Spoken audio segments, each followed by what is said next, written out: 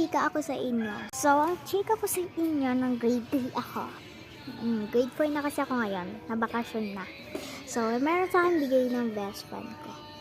Sabi mo, chika. Ba't nadala tayo sa mga bigay-bigay? Yun. So, so, sabi ko, tara, bili tayo sa kantin. Sabi naman ni Janelle, oh, okay. Naman sa kantin. So, nakabili na nun ako, tas si Janelle. Ano pa nun? Recess. Recess nun. Tas, may biglang sabi sa akin ni Janelle, uy, sis. Ano yun? Sabi ko naman, sabi niya, sis, yung crush mo,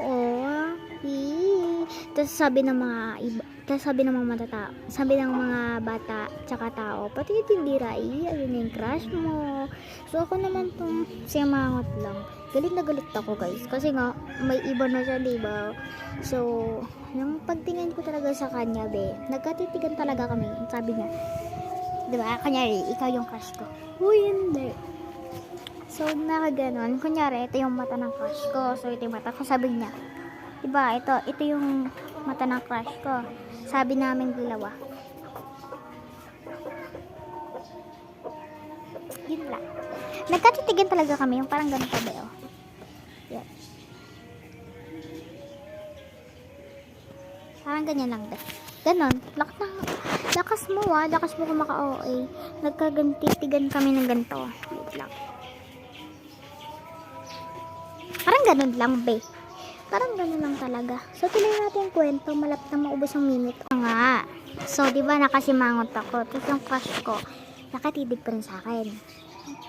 Tapos sabi ko kay Janine, doon na nga tayo sa taas. Bida.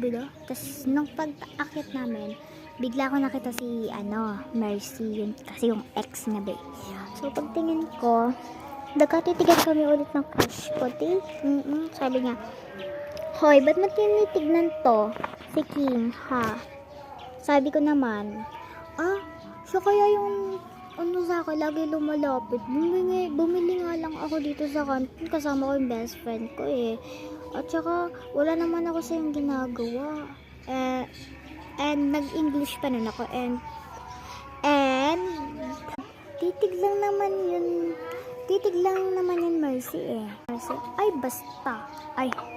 basta, wala akong pake. Halika na nga, King. Subukan mong lumapit, Yari ka sa akin. Napakasimangot ko talaga. Tapos sabi ko,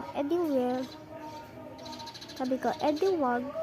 Tara na nga, Janelle. Huwag na lang pansinin. Sabi naman din, true, pangit-pangit na. Video, bye-bye. Sa part na lang.